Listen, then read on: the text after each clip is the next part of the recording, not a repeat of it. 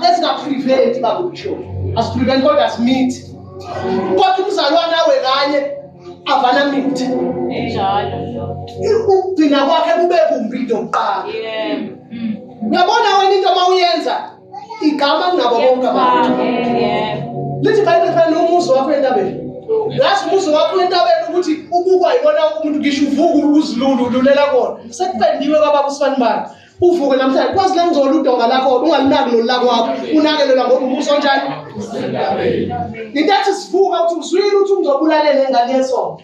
Uzwile ukuthi ungobusedlengulile, uzwile ukuthi ubosho, ungobusentabeni. Amen.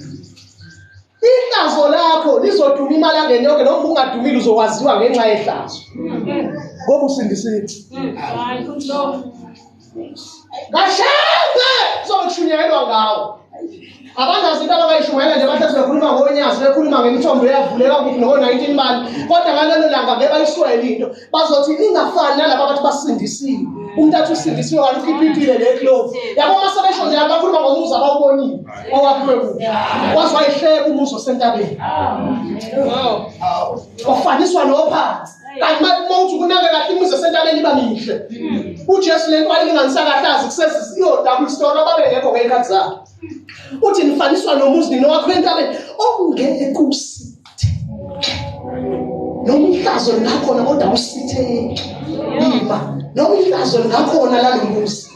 Awunjani? Ngisho ingane bayifuna engakhuluma ngayo ngakhuluma ngalomuzi. Hayi. Ngisho ingane ivuka ethongweni ithi ngcono ungaqalanga ukukhona kunokuthi ngifane nongcobo. Akade besiqaphela bememeza kangaka. Namhlanje sebewumuthi. Ayiswele ukuthi umayelezayo makuwe umuntu osindisiwe. Amaroma ayishisa ngempela impilo yawo engcwabeni achela abantu ngamanzi esho kahle ethi senza ngomthetho waseRoma singcono nalabo sebebuye banyenye bahlabe ngoba umuzi osentabeni uba nohlaba bahlaba abantu bebhekile bahambela imicimbi ngamasonto. Kubona kuyovuka isaga awusho futhi leyo ndawo kwenzekile kubo njengokushokosa Imani bazakusiqinisile lesisaga sinamanga. Musazi ukuthi ungcobo abethanda meshumayela ungcobo ukhuluma ngezi zibhaliwe izinja la. Isaga siqinisile lesengikhuluma ngaso. Kuthi bani nje ingenze njani? Esithi inja yabuela emhlanzweni lo. Lesicoliwe yangabusaba inja yabo umzalwane. Kwayekwa nje ukuthi ngabizwa ngani? Kodwa mawuke wabuyela emhlanzweni wakho uzoba yinja. Abantu babe yimasoka la bengakasindiswa. Babe yimasoka la phakathi kwethu. Ihamba ivuke leyo nto. Yabo makuthiwa ngesizulu upelepele uyavuka ogqokweni. Khuluma iqiniso. Mina bazane most yezinto engilwa nazo izinto engazazi kade ngiphila ngazo kungakasindiswa. Mhlawumbe ngimtshele leyo. Uyabona ukuthi kunake, yabona mawukipitile. Awufani nomuntu ongakaze akhipite. Asikhulume ngeqiniso noma usuyakholwa. Ukuthi mawuhleli, phela uzangathi ningadlali ngathi nithi ngicabanga iBhayibheli 24 hours ninamanga. Sayidlanga leya sikwazi kuyenza. Asakwazi ukuyenza leyo wabishop leyo uthi iBhayibheli sicanga. Yebo uJoshua chapter 1 verse 8 uthi hlinzani ngayo hloni imini nani. Kodwa kwenzeke ngeke. Ngeke usebenze nje emsebenzini ngoba lo uthi uPetro, uJohane, uPetro, wazi uqobo. Ngeke ukwazi. Uzothi uhleli kubuye ukuthi kwangeve kumnandi emjolweni. Usipho nje iKFC ngangayisweli. Namhlanje basengisindisiwe nje kanje akekho umuntu onginika le KFC. Nokuza laba ababethula kwi-God's arm. Laba ababethula bakhuluma la ku Facebook bayadayisa amanduzi, badayisa utshwala. Nge-lockdown bebedayisa izikalo. Abantu abasindisiwe la bethi kwakungcono ekhaya nesitolo sasidayisa yonke into ngaqede ngasindiswa wathiwa mhlukane nalezi. Ubuyele kuzona inja ibuyele emhlanzweni wakhe. Ushintshiwe igama lithi iBhayibheli sendenziwe naba abantwana nisazona izinja lezi. Musukukhumbula umhlanzo. Masukholwa nje musuphinda ukukhumbula umhlanzo wakho. Wahlanza into embi engafanele uphinde uyidle. Kodwa lithi iBhayibheli uyophinda ubuyele kuyona. Ngiyokhuluma nasi isakhe siqinisile. Sithi inja isibuyele emhlanzweni wakhe. Siphinde futhi sithi ingulube injani? Nesithi ingulube. igezwe bende yabuya yaziphika odakeni. Sigeziwe ingulube. Bekuyingulube kahle igama lisho njalo. Yagezwa. Into yokuqala ikhumbulayo udaba kade hlala kuyo. Imali bazali ngiyaxoxa ukuphinganisa ngalento. Ngiyazi umhlobo wami ngekani imali. Bakucilisa. Angithi ngale kathi ucomplaina ngomsebenzi. Wathi walikhipha igama lokuthi ngangiphila.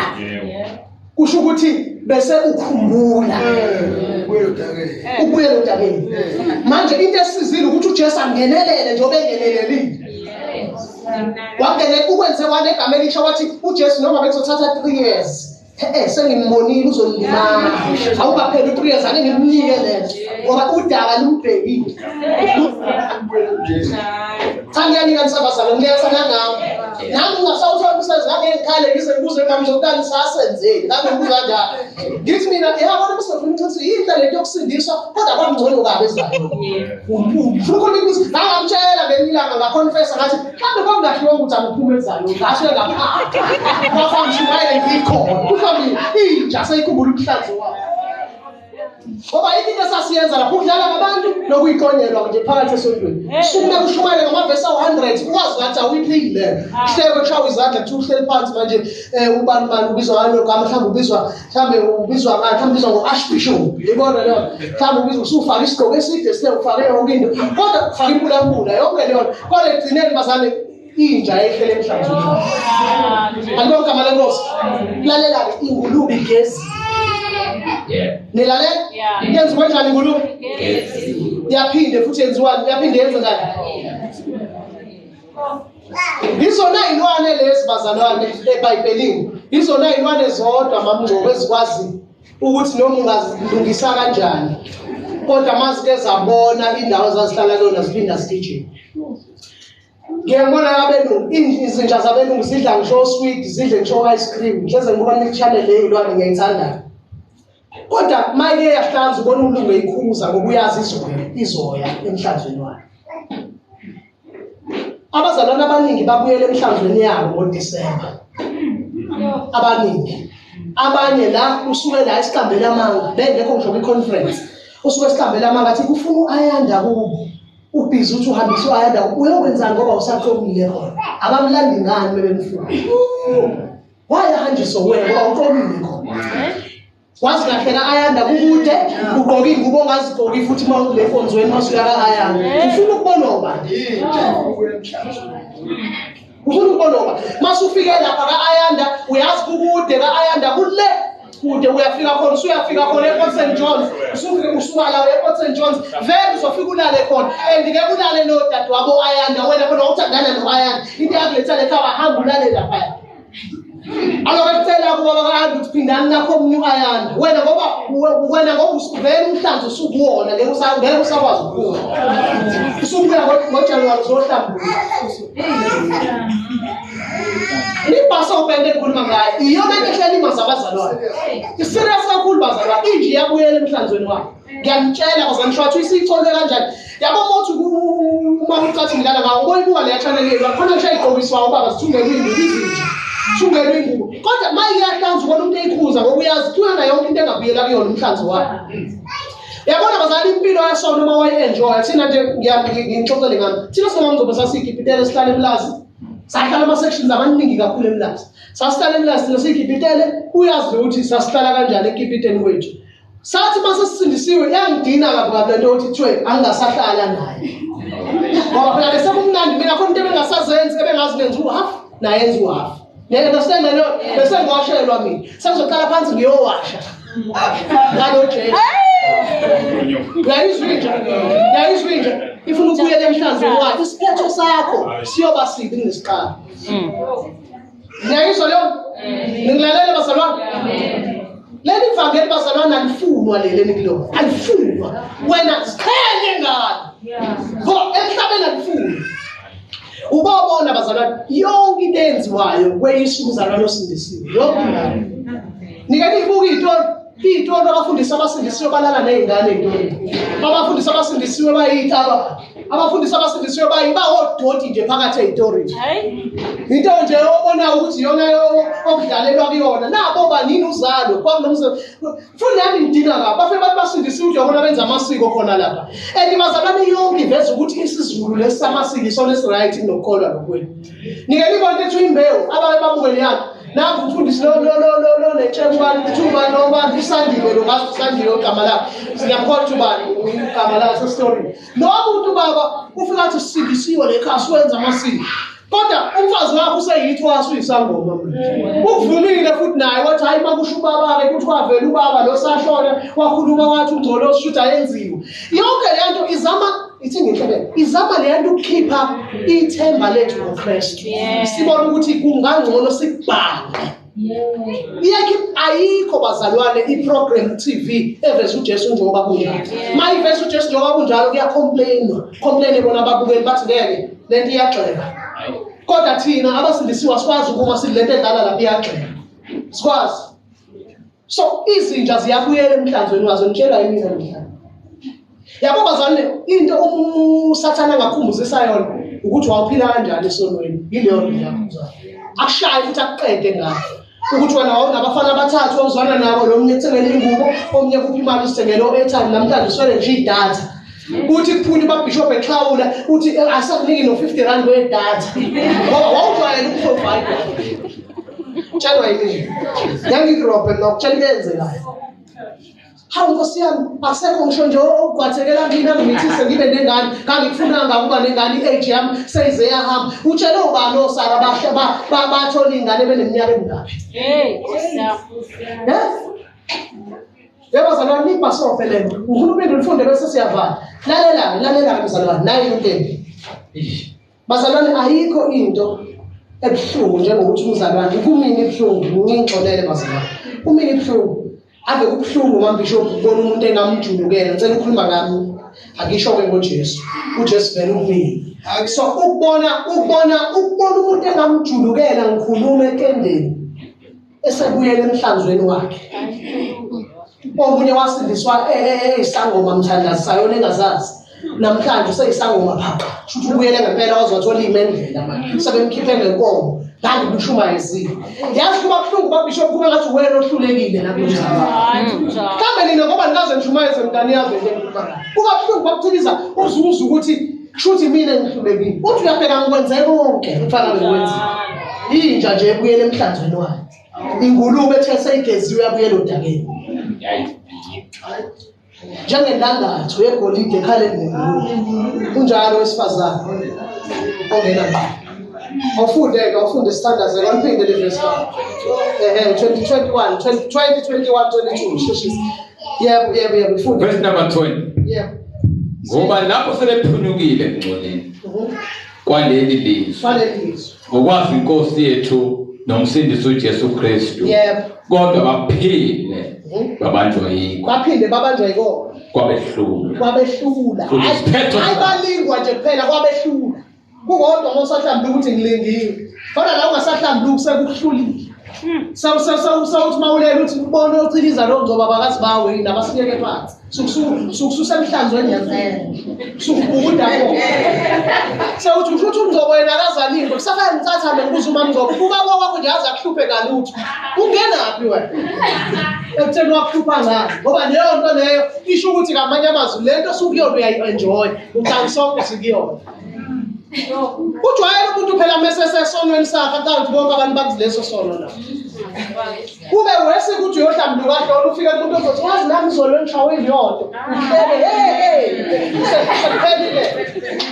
sakuphelile ngizophinda nobani ngo-120 niyosidla ngoba ngizobona ukuthi waningi kusona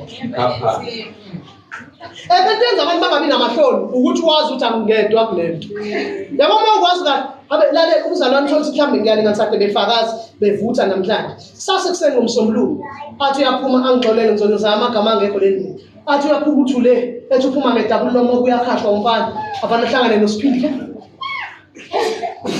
naye ubuya lapha Bohlangana emzini athi ngibonile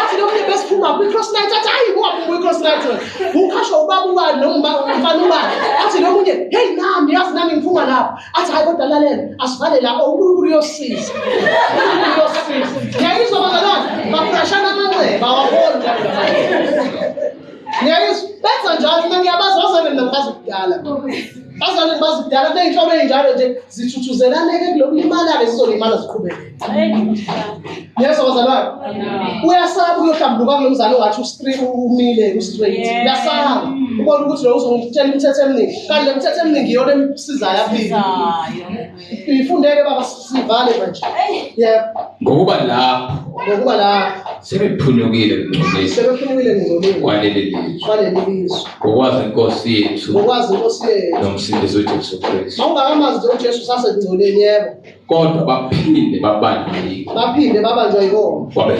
kwabehlula futhi isiphetho sabo labo siba sibi kakhulu kunesokuqala qhubeka ngoba kwakungcono ukuthi kabazange bayazi indlela yokulunga kwakungcono yebo qhubeka kunokuba bathi beyazi baphenduke bafulathele umyalo ongcwele abebewonikiwe qhubeka baba kwenzekile kubo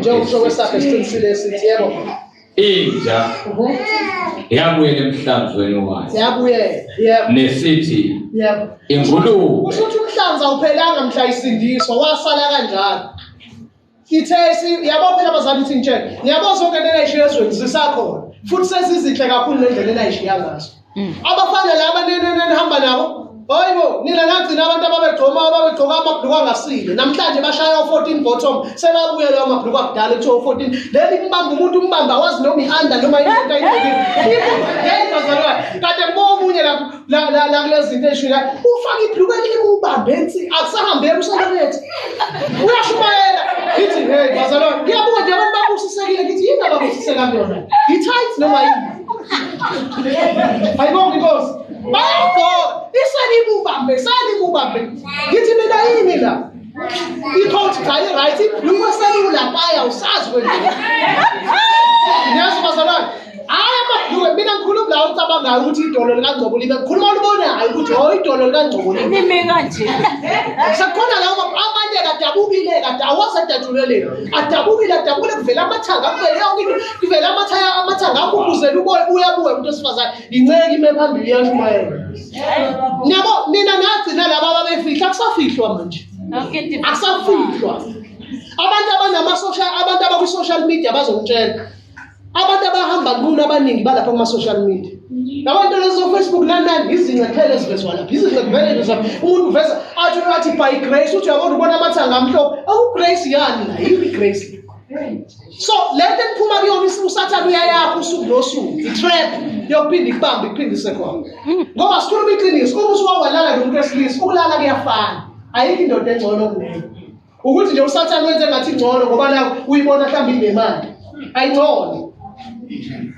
injengale ophuma kuyona nale ntombo ophuma kuyona injengale ozoyifica kusasa usathane phela uyabarobha abantu abaningi bayadivosa namhlanje athi uNkulunkulu mhlawumbe uzonginika enye indoda engcono ayikho indoda engcono ayikho ibingcono nale edawa ijiki kodwa ikunikeza imali ikunikeza le iyokushaya lo yakuyona usathane nje ubabamba ngaloko abantu futhi kwathi angisho lento sengizovala ukuthi khona izinto ongafanele uzigijimele uma umzalwane ungazigijimeli ngoba uvana ufike kuzona zikuhlange yabo bazali ivangeli lesiphila ngalo lokusindiswa alifunwa babhisho ubanyama nambana ngisho emndeni yebo ngikhuluma njengami bazalwane awufunwa makufunwa into ezokudlalwa ngayo nje kufuneke wena bakufuneka isithipha lesibhukubuka abangakhuluma ngaso wena ngisho amakoti abathulayo basekhaya ibhukubuku ezashiwa amadoda ahlele egoli ezimayini angabuyi zikhuluma ngawe ziyeka amadoda la ahleli lapha ney'febe egoli babuye bazokhuluma ngawe lesindisiwe mawusindisiwe nje ubalula utshelwa mina ngisho kwi-community wokubona ubalula funeka uzuyiphase leyo test yokubalula kungenzeka inqaba uma ungathi usalula kanjalo uphinde ubuyele emhlanzweni wakho cabanga ubuye ulula uzokwenzani njalo Ubuyulule. Yebo zani ngikhuluma iqiniso nekhuluma. Yabo uzubona le vangeli. Listina awuthi ngikuhlebele. Uzubona listina hloni. Usuka omakoti abawu2. Lo munye umakoti avanamukela uJesu asindiswe. Uyazi ulalele kahle. Kuthiwe lo owamukela uJesu wasindiswa kuthiwa ahambe nalabantu befebe. Athuthi imithwalo yakhe ahambe ekhaya. Qeda kuthi lo munye afebe azala ingane ethu ivezandlele ngesizulu. Kuthiwa akalazi imbuzi xoxa. Yes?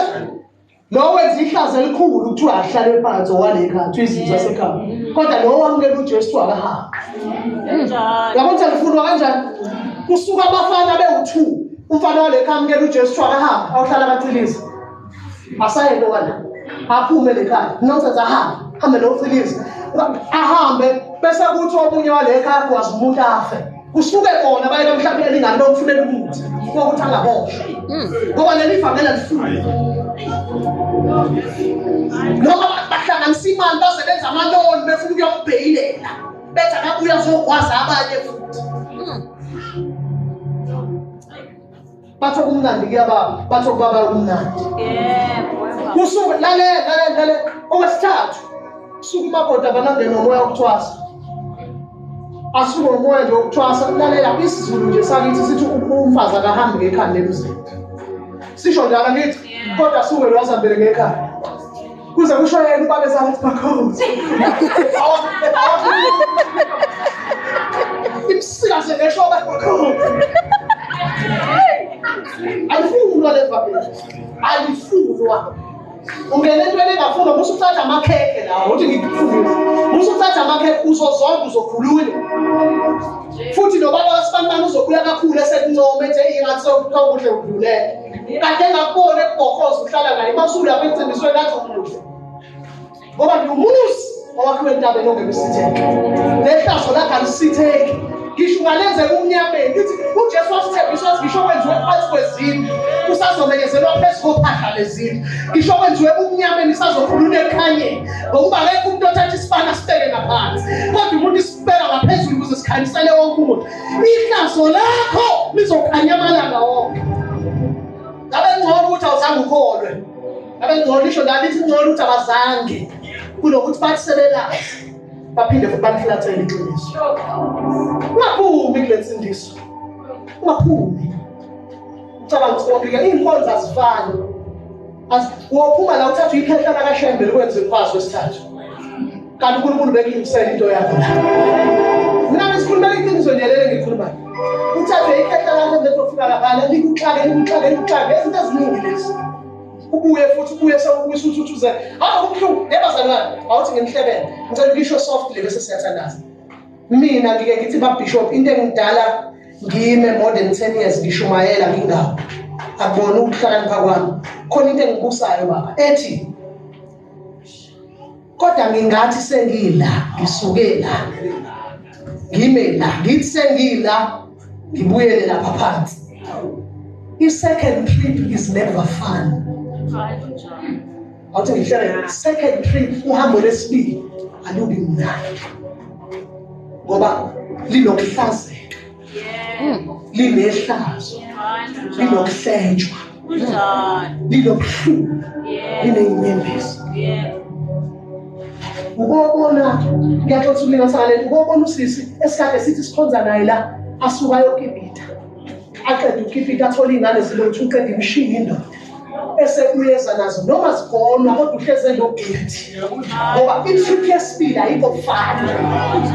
Ngcono ngoba uhamba i-trip yokuqala uzufinyelele enkosini. Kunokuthi umuntu usawuphambili. Abe kuhlungu kuwa umuntu ophambili. Yabo umuntu kade weshipha la esenengane uhlangana naye emzini uthi azibulala ungasho ngolutho. Bese funa sinosinde bese dabo sothi ngoba ikuyele emhlanzweni kanje. Sithi yini soyisho. Yabazalwane ungafuni ukuqala phansi ave kuyinkinga. Vale uhambe ngalamandlona. Ayibona inkosi. Uhambe ngalamandlona. Uthini uJoshua chapter 24 verse 20 awufunde nje sithandaza noma ungawufundi. Qhubeka thatha somba. Wawufundela uJoshua chapter 24 verse number 20. Sibheke ukuthi uNkulunkulu uthini. Sibheke uNkulunkulu uthini. Awu Nkosi yami esebenzele okuhle. asilalele ukuthi uma ungashiya uNkulunkulu namhlanje kuzokwenzeka. Ngifuna ukunikeza isithembiso uyosikhumbula ngisho ususejele, uyosikhumbula ngisho usemphifidweni, uyosikhumbula uhleli nendoda, uyosikhumbula udakwa ijiki, usudakwa ijiki, usukade umzalwane, uyosikhumbula lesi thembiso enginika sona namhlanje. Joshua chapter 24 verse 20. Awufunde sizwe ukuthi uNkulunkulu kanti ngoba mina ngicabanga ukuthi uNkulunkulu yabona imfundo kakhulu iTestament elisha. Ngicathi uNkulunkulu mkhulu nje ungasashayi. Ethi hayi usenda abazukulu asashayi. Lo mina ngikhonza weshaya. Ngoba uza kuthini? Ukushaye usuyoshumayela ababishop ungenzile lutho. Akushaye kwaqabule ngale ntshumayelo eshumayela ide wena qala. uNkulunkulu akudala. Joshua chapter 24 verse number 20. Awufunde. Sisihlawula ufunde. Uma nimshiya uJehova. Uma nimshiya uJehova, lalela uma nimshiya. Mhlambe nizothola amakhekhe nemshado uma nimshiya. Mhlambe nizowina amalotho. Mhlambe uzoyakhetheleza kunikeza ibhizinisi yakhe ihambe kahle. Awuzwe ukuthi uma umshiya kuzokwenzeka. Mhlambe uma umshiya uzoba i-plantiologist asazi uzozwa. Awufunde la. Uma nimshiya uJehova. Uma nimshiya uJehova namhlanje nikhonze onkulunkulu babezizwe. Mawumshiya lalela uthi ihlebele abanye la yazi bamshiya kanjani phela ngale zinto ababishop fasi ikhuluma yazi abanye bamshiya kanjani uNkulunkulu bamshiya ngemshado ayikho into thina abafundisi esihlulwa ukuvala kuyona njengomshado awuthi kuphinde futhi singavala yona yonke into yabo ufika nje uthi sekhona ifanele likhonile ngizothini ba wazi ukuthi ngiyakufuna njengoba ngikunqabela iba nenthule nje ngisho ngibona ukuthi useneyinithiyo ngisho ngibona ukuthi lesikhukhu lesi siyodlala ngengane yami ngeke ngisho lutho angithi usungithandile usuzo futhi nifika nisanokuqina uba ufika sewuvumela ukuthi ayike baba ngazi-ke kukona lo nyaka usho usuwazi nedate ukuthi kukona lo nyaka baba singasishaya kukona angazi kuba bishop angafika ngebheka le angazi kubaba ngathini-ke yena mhlawumbe mehlola kumona hayibo ehlola ukuthini ubaba ngeke sekuvunyelwe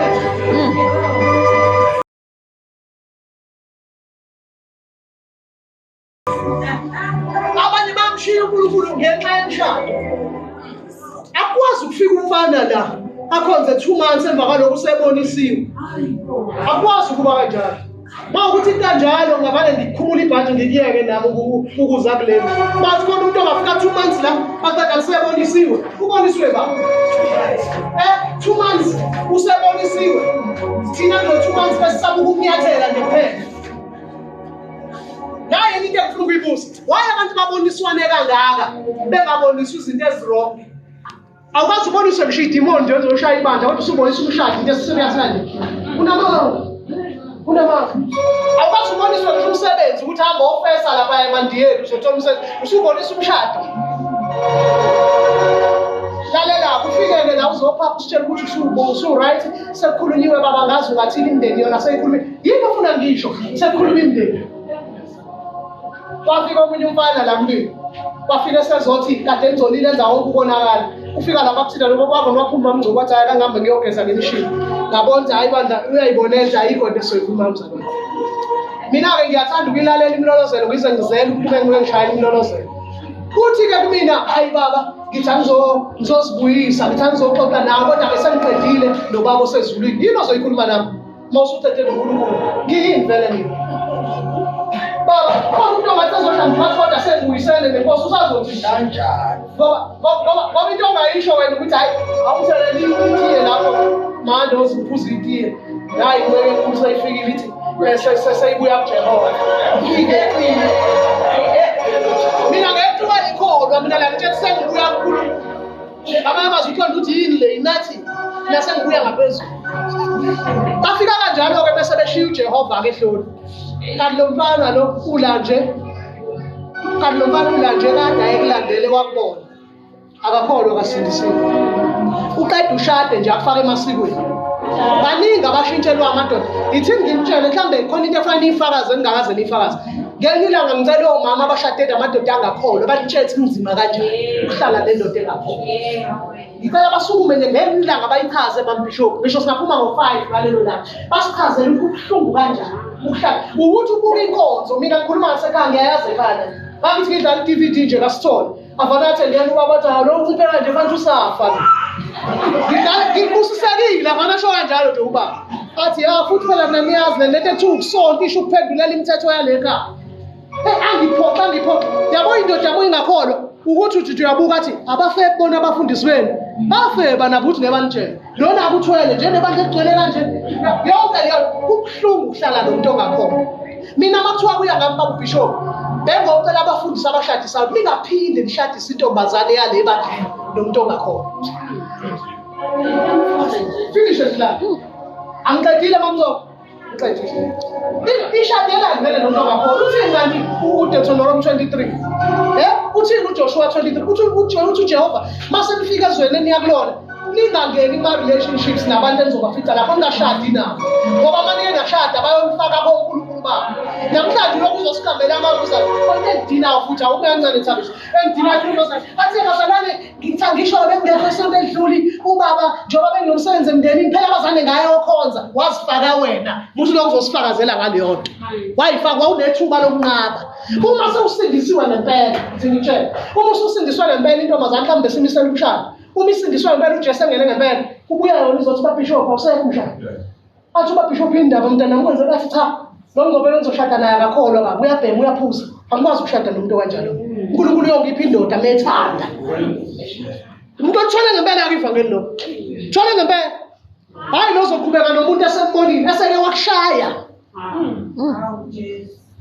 Saniyabala funda hlona uma nimshiya uJehova nikhonze onkulunkulu babezizwe uzokwenzeka uyazobabusisa mhlawumbe ngemishado nangeyimoto nisho uyakuphenduka anenzele okubi aniqede esenenzele okuhle. Uma nimshiya uNkulunkulu nikhonza abanye uNkulunkulu bezizwe uyonishiya anibulala niqede. Ngathi mangitshela abazalwane entendeni baba kwathiwa ngekho babestenga nakuzoqala indaba ye-lockdown lana nele kumthimkhulu sisele stenga noma mntumane bakhompleni abazalwane bathi usho ukuthi ngithi mina vele uma ungakholwa ngikugaranteli mhlawumbe ukuthi 10 years uzophela uphila. Bathi ngikhulume kabi kanti iBhayibheli naliyasho lithi uma nje nike namshiya uJehova manike namshiya nakhonza abanye uNkulunkulu kade senimazi. Ngiyayizwa lo ngoba manje yazi inkinga nizokwenzani nizohamba ne-strategy sale ekukholweni niyosenze kungakholweni. Yabona umuntu kade sindisiwe sekuyavala nephuma ekusindisweni uphuma la aqeda ayofaka i-strategy sasekusindisweni asifake eweseni awuthi ngiphindela ukuzwami uthi makade sindisiwe la bakuqiniza wasuka la wayezayona ufika ne-strategy sala uyabona ukibhodi ngaba bashawa la kungasindiswe khona ngoba bekuyinto zethu kuphuma izinja la sikhuphula imhlanzo yazo sahamba safika laphaya safaka zathi mina i-administration ngiyayazi bengiyenza international bayakhala njengoba ngasekho mina bengiqoqa imali ngibani imali ngenza yonke nginganenzela usuka lento yasekukholweni wayokwenza engakholweni. Lithi iBhayibheli uNkulunkulu uma nenza njalo uzonishiya aniqede futhi anibulale kanti besenenzele okuhle. Yabona into akwenzele yona mamthilizi yothi uyakholwa usindisiwe yinhle kabi lento ukusindiswa okulilweni olakeni. Bengifisa ubaba ngendanga kasitshela uNkulunkulu wamtshengisa ihayidisi indawo yokuhlusha ayitshele bazanthi indawo leyalihlungu kanjani. Sengathi baba angibabuyisela abazalwane kodwa sengathi ngingaphinde kubuye mambishopi ubufakazi bobaba umkhize ebandleni bese uthi ihayidisi linjani baxoxelwe nje kubuye ubufakazi bomdutshana uthi mawuphefumule kanye kube ngathi uneminyaka e-1000 uphefumulile nje usha. Kufanele abazali bayazi lo ukuthi usindiswe wena olakeni phela lithi iBhayibheli isihogo siwulaka kaNkulunkulu. Angithi yayibona ukuthi siyaphendla mathumbi nomhlaba uthatha ivolcano ivuma ngoba isihogo lesi